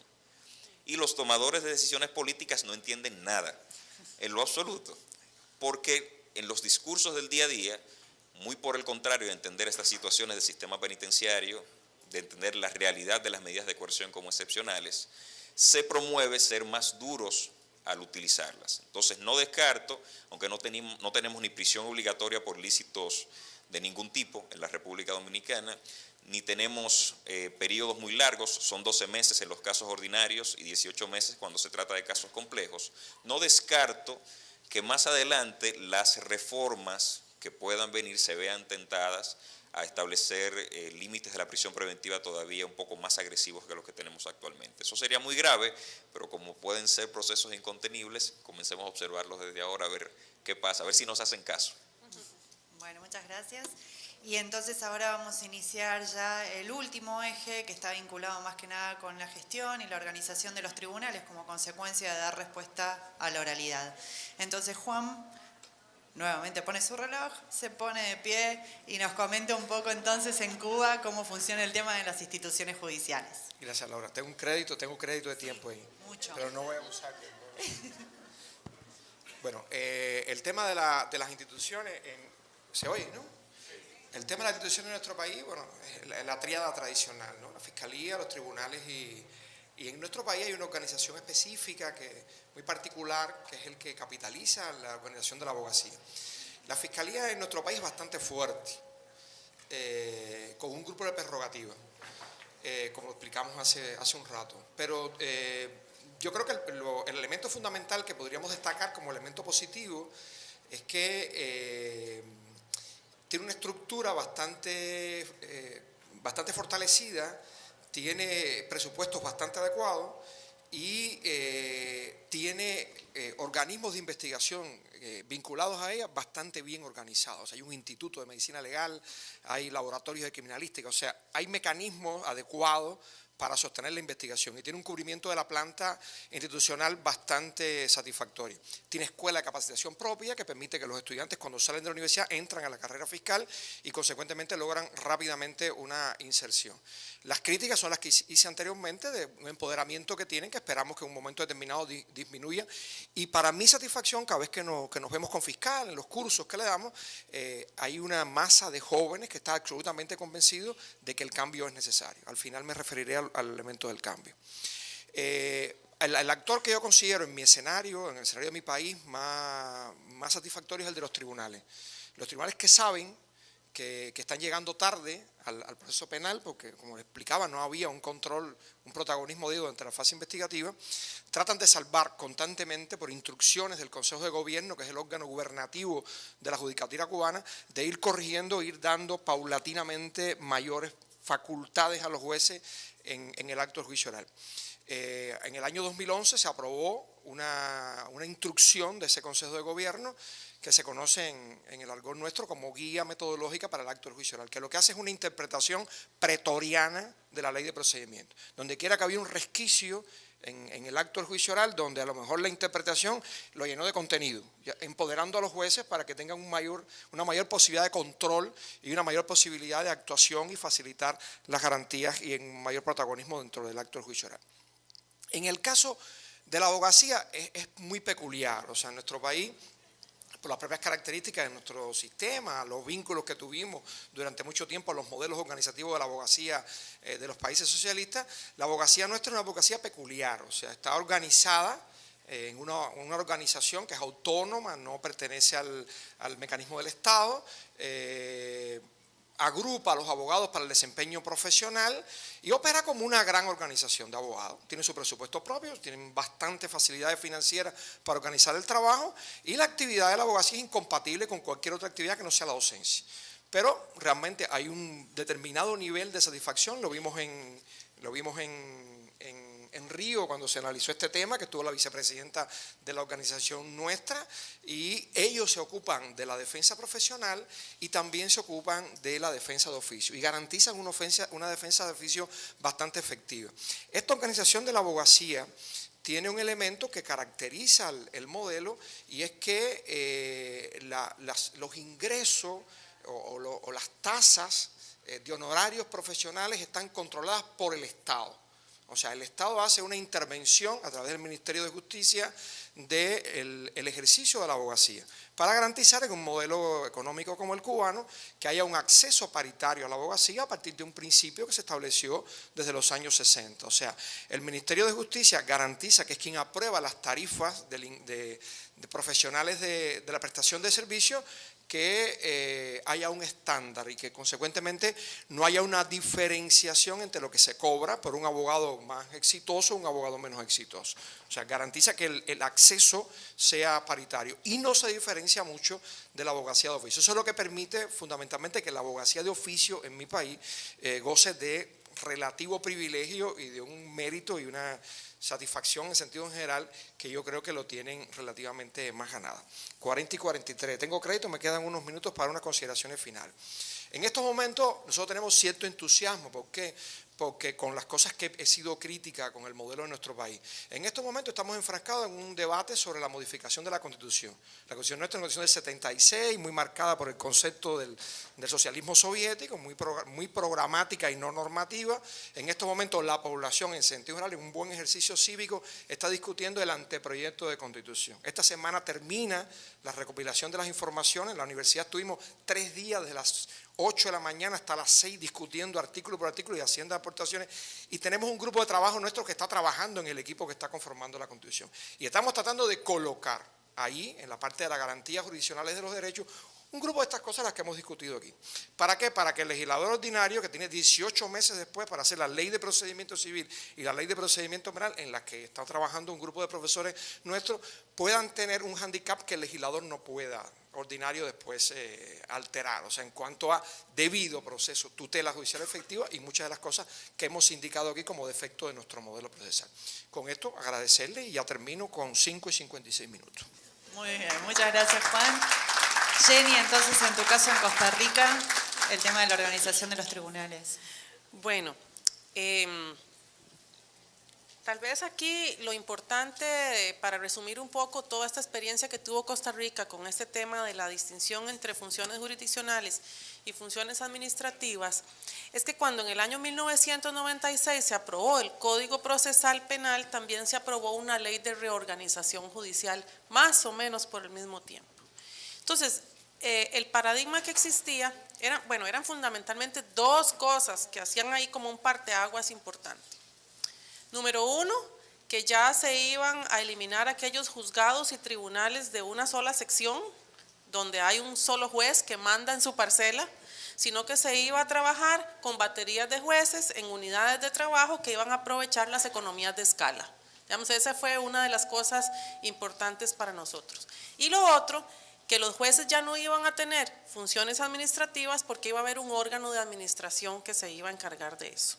Y con esa visión fue que en el momento el doctor Luis Paulino Mora, que en paz descanse, me comparto la actitud de la colega de reconocer a los que nos precedieron y que aportaron tanto a las reformas y al mejoramiento de los procesos, pues citarlos y recordarlos en estos momentos porque fue una huella, una cosa que hay que reconocer. Con esa visión entonces nos fuimos, con una nueva ley. Bueno, habría que cuestionarse qué impronta dejó eso desde el punto de vista un poco más positivo y cuáles son los retos que todavía no logramos y no logramos superar. Todavía en Costa Rica los jueces coordinadores de juzgados y de tribunales tienen funciones administrativas y eso es una cosa que no debería de ser, porque hay todo un aparato administrativo en el que se gasta un montón de presupuesto del Poder Judicial y que se les paga como administradores profesionales, también personal de apoyo, y que no han asumido todavía la función administrativa. Aquí yo no voy a entrar en determinar si es que ellos no lo quieren asumir o si es que los jueces no lo quieren soltar. Eso poco importa. El dato de realidad, digamos ahora, para efectos de describir lo que está pasando, el dato de realidad es que los jueces coordinadores, no así el resto, porque si somos 14 jueces, hay un coordinador y ese es el que conserva las funciones administrativas, digamos, como por ejemplo. ¿Cuáles funciones administrativas son las que conserva? Algunos aspectos que tienen que ver con personal de apoyo, aprobar permisos, aprobar vacaciones, aprobar sustituciones de jueces que salen de vacaciones, ese tipo de cosas. Y eso es una lástima, o sea, que haya un juez de la República que esté gastando gran cantidad de su tiempo en ese tipo de labores. ¿Cuáles son las labores administrativas entonces que hace la administración? Ahí se llama administración de tribunales. Lo que tiene que ver con recursos económicos y básicamente la administración de salas de juicio o salas de audiencia. Y tenemos aquí un detalle, porque han crecido los tribunales, han crecido los casos, que es la tendencia que vimos ahora en la mañana, que me parece que se repite en todos los países, pero no aumentan las salas. Entonces, por ejemplo, yo veo audiencias de apelación, y a mí me da un poco de pena, lástima, vergüenza y de todo un poco, fijar una audiencia para las 8 de la mañana y a veces son las 8:45, casi 9 de la mañana y no hemos podido empezar porque no hay sala, porque están ocupadas, porque no hay sala. Entonces eso ha sido, digamos, como una cosa que lucha contra la lógica de la reforma en el sentido de que todo tiene que ir como un reloj y tienen que empezar pronto. No tenemos tanto recurso, dicen, para hacer tantas salas como las que necesitamos. La otra cuestión es el tema de qué nos dejó el aspecto de los megadespachos que tanto en su momento se discutió en América Latina. Una cosa muy particular que tenía el doctor Mora, don Luis Paulino, era que él no tenía ningún problema en decir, yo hice esto y me salió bien, pero hice esto otro y me salió mal. Y así, como con mucha paz, con mucha naturalidad y mucha humildad. En su momento, tanta fue la resistencia de los jueces de trabajar así, y tan poca conciencia teníamos todos de que eso hay que trabajarlo a otro nivel, no es como una ley. Eso hay que hacerle sensibilización a las personas y hay que meterse en la cabeza de las personas para que acepten nuevos modelos. Entonces, tanta resistencia hubo y tanta crítica, y como hay tanta libertad de expresión, entonces también tanta crítica incluso en periódicos por parte de los jueces a la jerarquía con relación a ese modelo, que hubo un momento en que don Luis Paulino Mora en la corte, en sesión de corte plena, dijo, bueno, yo reconozco que me equivoqué con el tema de los megadespachos. Entonces ahí hubo un tema como de que si era que los megadespachos no debieron haberse constituido y si era que debíamos volver a que cada juzgado tuviera una parcela y cada juez fuera el señor feudal. No, ese no era el sentido. El sentido era, tal vez me equivoqué con el modo de implementación. Tal vez hubiéramos trabajado un poco mejor la cabeza de esos jueces y hubiéramos empezado de a poquito, no tal vez en la capital, sino con el modelo un poco más reposado en los lugares donde tal vez la resistencia hubiera sido menor y dejar de último la capital. ¿Qué nos dejó esto? Bueno, ahora a nadie se le ocurre pretender trabajar en un juzgado donde él sea el señor feudal. Eso es una cosa que ya no, ya todos saben que si van nombrados en un juzgado, están nombrados en un juzgado que tiene muchos jueces, depende del número de personas que sea, y que va a trabajar con un cierto personal que ya está ahí instituido, que es el coordinador, eso sí, el que se encarga de algunos aspectos disciplinarios y de administración, y que hay una administración como oficina específica de tribunales que es la que le va a dar los recursos que necesita, las salas, los códigos, lo que necesite, ¿verdad? El problema que yo le veo a esto es que, y lo voy a decir como lo pienso, la jerarquía en Costa Rica, dígase la Corte Plena, no tiene autoridad moral en este tema para exigirle a los jueces que abandonen del todo las funciones administrativas, porque ellos mismos conservan funciones administrativas. Y una cosa por la que hay que luchar, me parece a mí, es porque los órganos superiores, la jerarquía de nuestros poderes judiciales, en nuestro caso la Corte Plena, número 1, sea un grupo más pequeño, manejable, no sea un elefante. Son 22 personas, ¿se imaginan lo que es poner de acuerdo a 22 personas? Y número 2, que se dediquen a la función jurisdiccional, no a funciones administrativas, que para eso debe haber un consejo, que nosotros lo tenemos, pero igual la Corte tiene la potestad normativa de abocarse a todos los temas que le parezcan. Y además hay comisiones que inciden en todos los temas. Entonces, ¿con qué autoridad moral la institución va a decirle a un juez, ya usted no tiene que ver nada con sus estadísticas, no tiene que ver nada con su personal de apoyo, si ellos mismos todavía nombran jueces de cierto nivel para arriba? Claro, nombran jueces después de una terna y un concurso, eso sí tengo que decir, ¿verdad? Porque la carrera judicial sí se respeta, pero entre los 4 o 3 que vayan en la terna, todavía la Corte Plena tiene la potestad de nombrar dentro de esas personas, eso no debería de ser. Sí, se supone que el ideal es que la Corte Suprema o el Tribunal Supremo, como ustedes le digan en sus países, se dedique a las funciones jurisdiccionales y que por ahí haya un órgano que se dedique a las funciones administrativas. Eso todavía, digamos, no lo hemos conseguido. Ya me está codeando República Dominicana. Entonces, sí, bueno, voy a decir lo último. ¿Qué es lo que yo quisiera para Costa Rica? Tampoco lo puedo decir para todos los países porque no conozco tanto la idiosincrasia de todos los países como para repartir el modelo para todo el mundo. Pero yo sí quisiera que una administración en Costa Rica sea la que le lleve el pulso a los juzgados y a los tribunales. Que la administración funcione como aquel médico que en una operación es el que se encarga de tener, digamos, los signos vitales del paciente, cómo está la presión, cómo está el pulso, cómo está la temperatura, ¿ok? Es la administración la que debería alertar a los jueces en la persona del coordinador, si así se quiere, cómo está la productividad de aquel juez, cómo están las cuestiones de empezar tarde las audiencias, cómo está todo el tema de cuánto se está tardando, cuál es el plazo promedio que se están tardando los procesos. Eso no lo tenemos y es una cosa que yo considero que debería existir.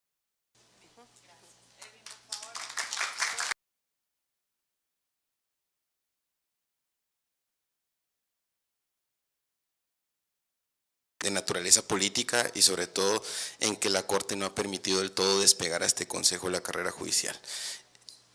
A la actualidad, por ejemplo, los procesos de selección de entidades del Poder Judicial como la supervisión de tribunales, juntas de disciplina, evaluación de desempeño están interrumpidas porque se presentó una acción constitucional de amparo para interrumpir el proceso porque se había llevado con vicios y la misma Corte Suprema lo detuvo.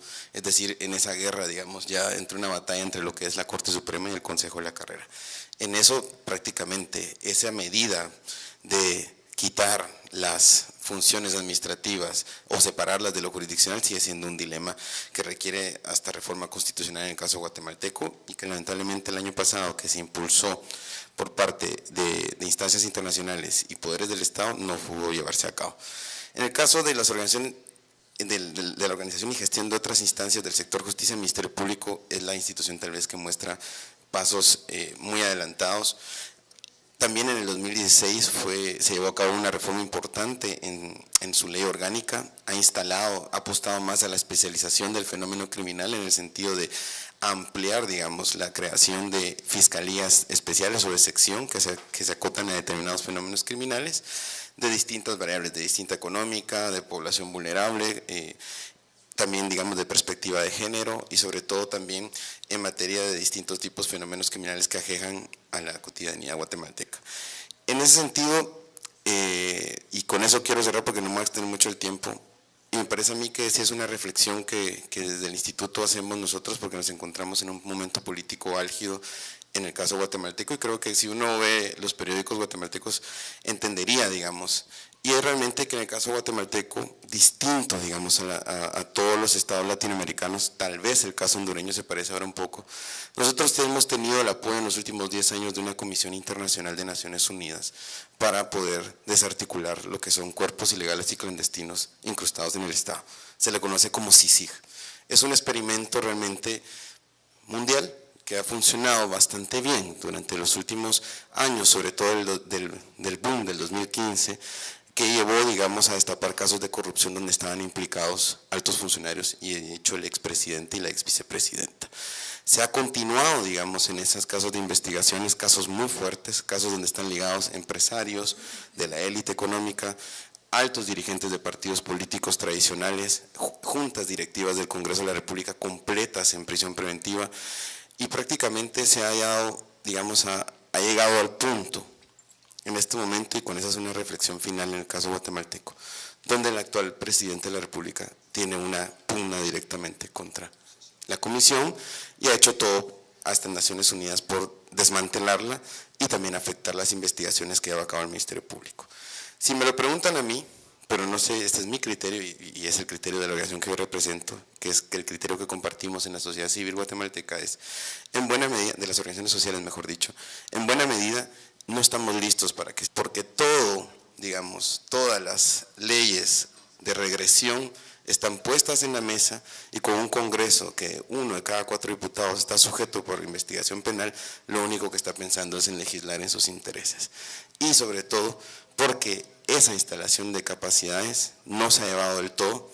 Hemos encontrado algunas y algunos jueces valientes e independientes que han podido juzgar, pero son la excepción. Hemos encontrado fiscales así también, pero son la excepción.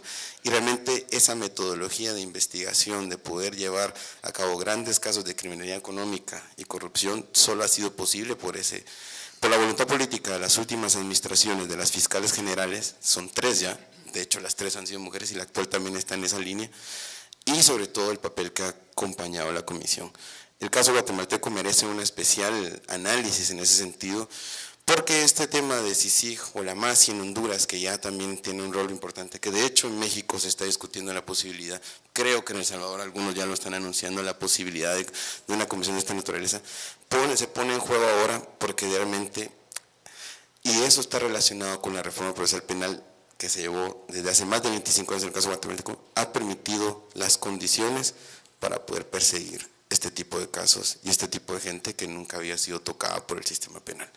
Así que esa es la reflexión y donde creo yo que supera, digamos, la mirada técnica de lo que podamos entender de la reforma judicial, pero que tiene una connotación política que no podemos obviar y que es importante discutirla como ciudadanos. Muchas gracias. Gracias. Ana Paola, en el caso de Honduras, por favor. Bueno, me han pedido acortar, voy a tratar de hablar rápido para no acortar. A ver, les cuento. El Poder Judicial, por ejemplo, porque es el ítem de ver todos los retos y oportunidades en materia de estructuración y todo del sistema. El Poder Judicial en mi país comprende la defensa pública, está adscrita al Poder Judicial y todo lo que es la rama jurisdiccional. Sobre el Poder Judicial, tenemos el mismo inconveniente que comentó la abogada Jenny. Hay un tema con las facultades administrativas y jurisdiccionales que se mezclan, incluso desde la Corte Suprema. Este fue un tema muy sonado en Honduras porque tuvimos un consejo de la judicatura que duró un par de años y en 2016 fue declarado inconstitucional y sus miembros fueron procesados, están incluso privados de libertad por varios delitos de malversación de caudales públicos. Ante esto, la decisión política constitucional fue declaremos inconstitucional el Consejo en lugar de procesemos a los miembros. Entonces nos quedamos sin Consejo y las facultades, luego hubo un acuerdo donde todas las facultades de selección, nombramiento, ascenso, traslados, etcétera, de jueces cae en el presidente de la Corte Suprema, ni siquiera en el Pleno, en una persona, ¿sí? A partir de ahí todo se desnaturaliza. Si desde la cabeza las cosas van mal, y con esto no quiero decir que el presidente de la Corte haya realizado un mal uso de esta facultad, sino que no es lo correcto, ¿no? Esa facultad no debería estar ni en la Corte y mucho menos en cabeza de una sola persona. Okay. Luego, todo se desnaturaliza si hay mixtificación de facultades administrativas y jurisdiccionales en el resto del ente jurisdiccional.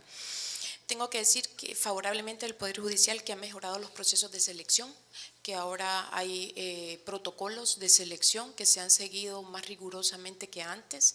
Yo les decía, antes el precedente fue el Tribunal de Sentencia con la llegada de la MAXI, que es la misión de la OEA para combatir la corrupción y la impunidad en Honduras, un símil de la CICIG, aunque con mandatos diferentes. Se empezó a establecer protocolos de selección y así se seleccionó la jurisdicción anticorrupción y luego el Poder Judicial ha acoplado esas buenas prácticas y lo ha seguido con otras jurisdicciones que se han creado posteriormente. Entonces, es algo que hay que reconocerle al Poder Judicial. Sobre el Ministerio Público, durante muchos años, casi 20, no, más de 20, carecía de un ente investigativo, ¿sí? Porque por decisiones políticas la Policía de Investigación salió del Ministerio Público y pasó a la Secretaría de Seguridad hace bastantes años. En el 2003 se logra que el Congreso apruebe la Agencia Técnica de Investigación Criminal, entonces ya hay agentes de investigación criminal adscritos al Ministerio Público y esto es algo positivo. Actualmente se está discutiendo si medicina forense debe ser un instituto independiente o debe seguir dependiendo del Ministerio Público. Estamos en puntos suspensivos, estamos discutiendo ese tema. Hay actualmente algo muy importante que es que se está comenzando con un proceso de certificación de todos los empleados del Ministerio Público y esto implica evaluación del desempeño, examen de conocimiento y todas las pruebas de confianza que tendremos que ver cómo resulta, pero ya se comenzó hace 2 semanas. La semana pasada justamente fue el primer examen de conocimiento del primer grupo de agentes de la ATIC. En cuanto a retos del sistema, rapidito, hemos tendido a especializarnos mucho. Hay muchas unidades del Ministerio Público especializadas en trata, en etnias, en tal, en cual. ¿Sí? Tenemos que empezar a plantearnos si esto realmente nos conlleva mejores resultados y también hay muchas ramas jurisdiccionales especializadas, anticorrupción, extorsión, etcétera, etcétera. Tenemos un tema muy fuerte que ya no hablamos de sector justicia, sino que decimos sector justicia y seguridad, porque se ha mixtificado las funciones y esto sí nos preocupa mucho. Se le ha dado mucha función de investigación a policía militar, a fuerzas armadas, se han creado fuerzas de tarea conjunta y este tema pues nos tiene a muchos preocupados, aunque la percepción ciudadana les da más puntos de confianza a estos entes que al mismo Ministerio Público y al Poder Judicial, de acuerdo a la última encuesta que se hizo por el IUDPAS, que es un instituto de la Universidad Nacional Autónoma de Honduras. Finalmente, un gran reto que enfrenta todo el sistema es el tema de transparencia y acceso a la información, que creo que todos nosotros somos conscientes que tenemos mucho camino que recorrer en ese sentido. Sin transparencia y sin acceso a la información no hay buena gobernanza, no hay confianza y no hay Estado de Derecho, básicamente. Muchas gracias. Ajara, por favor. Prometo que seré breve. Gracias. En mi sagrada condición de abogado. Bien, en la parte estructural, con la reforma constitucional del año 2010, tanto la defensa pública, el Ministerio Público y esa función jurisdiccional quedaron muy claras en la Constitución. Sin embargo, hay algunas cuestiones todavía pendientes que afrontar. Los primeros cambios que originó la reforma procesal penal nos implicó incluso una reforma de nuestra ley de organización judicial, bastante antigua.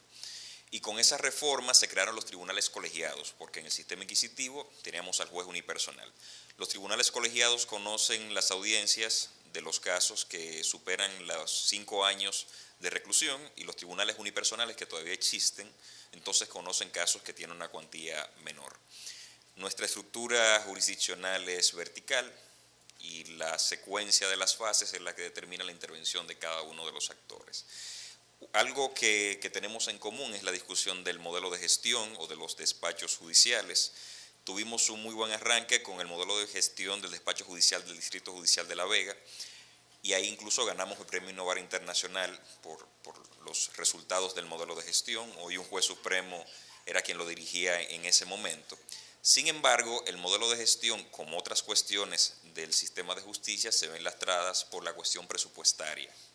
El Poder Judicial o el sector justicia tiene un presupuesto asignado por ley desde el año 2004, que es nada más y nada menos que un 4.10% de los ingresos internos del Estado, tanto para el Ministerio Público como para el Poder Judicial. Al Poder Judicial le corresponde 2.66% y al Ministerio Público, que tiene también con ese presupuesto que administrar prisiones, el 1.44%.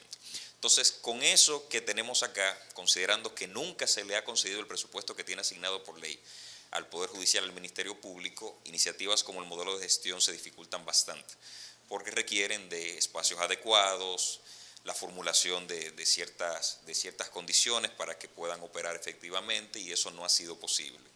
Los intentos que se han hecho de lograr que estas secretarías comunes funcionen, desafortunadamente han fracasado. Tuvimos un muy buen arranque, sin embargo, con el tiempo no sirven, no permiten que ejerzan la gestión de forma adecuada.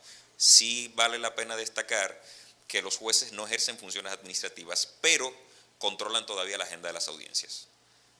Todavía la controlan, pero no ejercen funciones administrativas. Las demás funciones las tiene precisamente el secretario, que se ven dificultadas por la condición del modelo de gestión. La defensa pública es independiente, empezó como parte del Poder Judicial, pero más adelante adquirió autonomía administrativa y presupuestaria también, pero se ve también afectada con las situaciones presupuestarias máximas, cuando consideramos que el 80% de los casos que ingresa al sistema tienen a su cargo un defensor público. Entonces, vinculándolo con todo lo que es oralidad, calidad de la litigación y todo lo demás, puede ser muy buenos defensores públicos, que en efecto lo son el referente de la litigación en la República Dominicana, pero por mejor que seas, cuando tienes más casos de lo que puedes manejar, la calidad se reduce mucho. Y esa es la situación general, que creo que logré ajustarme al tiempo, ¿verdad? Muchas gracias.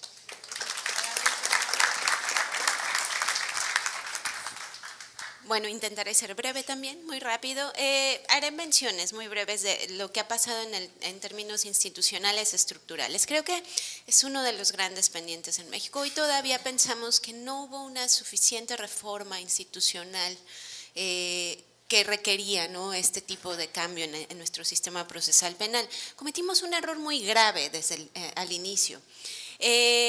Mucha gente estaba preocupada por la Procuración de Justicia y decía hay que empezar por aquí. Y entonces los procesalistas, los reformistas regionales nos convencieron de que la reforma traería eso, y no pasó. Hoy, 10 años después, más de 10 años después, estamos en el tránsito de fiscalías que dependen del Ejecutivo a fiscalías autónomas. El día de hoy, de hecho, se discute la ley orgánica de la Fiscalía General de la República en el Senado para por fin transitar a este esquema. Siempre tuvimos la división, es decir, no siempre, pero desde hace décadas nosotros no teníamos el problema ya de los jueces de instrucción, ya habíamos dividido la investigación del juzgamiento, pero no nos funcionó, es decir, más bien el Ministerio Público adquirió muchísimo poder y en un contexto autoritario, pues ya saben las consecuencias que eso nos trajo. Eso por lo que hacen las procuradurías. Hay buenas prácticas, han poco a poco incorporado, por ejemplo, las agencias de investigación criminal, algunas procuradurías, eso está pasando, pero el tema de la autonomía sigue siendo un tema muy problemático en términos de procuración de justicia. La defensa penal fue dignificada, fue una de las grandes ganancias de esta reforma y sin embargo sigue habiendo, pues como siempre, recursos no proporcionales a las defensas en relación con los ministerios públicos. Entonces, eso ha acarreado bastantes problemáticas, su dependencia orgánica de distintas instituciones del Ejecutivo o del Judicial también ha minado el trabajo y sobre todo pues el rediseño institucional que se requería. Los poderes judiciales en el ámbito federal se ha avanzado bastante, en el local y en ambos de hecho, pues sí se hizo una redefinición del tipo de funciones de administrativas y jurisdiccionales con las luchas que todos conocemos que se han dado, pero finalmente sí ha ocurrido, no en todos los estados, pero en la mayoría existen consejos de la judicatura que justamente se encargan de la función administrativa y mientras se deja, ¿no?, la función jurisdiccional a los jueces. Y algo que no puedo dejar de mencionar es pues nuestra aportación, digamos, mexicana al proceso de reforma, que son los servicios con antelación al juicio, servicios previos al juicio o unidades de medidas cautelares, como nosotros las conocemos en México. Son instituciones que tienen básicamente dos funciones: la evaluación del riesgo procesal de las personas que son detenidas o están siendo investigadas y la supervisión de las personas que han sido liberadas bajo una medida cautelar alternativa a la prisión preventiva e incluso ahora bajo condiciones de la suspensión condicional del proceso. Estas instituciones ahora son obligatorias en México, se reglamentaron en el Código Nacional y han tenido un buen efecto institucionalmente hablando, es decir, yo les puedo platicar por mi experiencia particular y aquí no soy muy objetiva porque me tocó estar directamente involucrada en este proceso.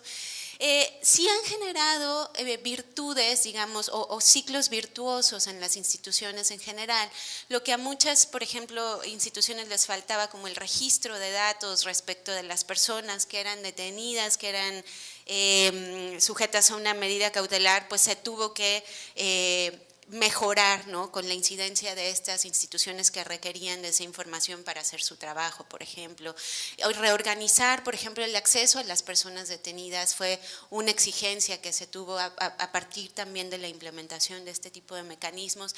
Es decir, parece hasta la fecha que ha sido virtuoso en muchas instituciones, en el ámbito donde se han incorporado, muchas en seguridad pública, una que es la del Distrito Federal, la de Ciudad de México, hoy llamada así, en el Poder Judicial, y esto pues ha traído beneficios importantes. La idea de esta institución era que en el largo plazo pudiera ayudar a reducir el índice de prisión preventiva.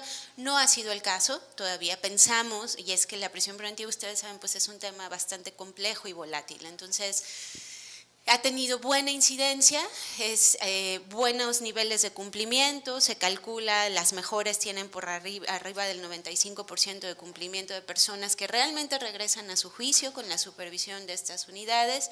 Otras a lo mejor están un poco más bajas, pero en general funcionan bien a nivel nacional. Así que, pues este es básicamente un panorama muy breve de la reorganización que se ha dado en México, todavía con bastantes pendientes, pero ahí vamos, ¿no? Buenas prácticas, pero también muchas malas aisladas, generalizadas, etcétera, ¿no?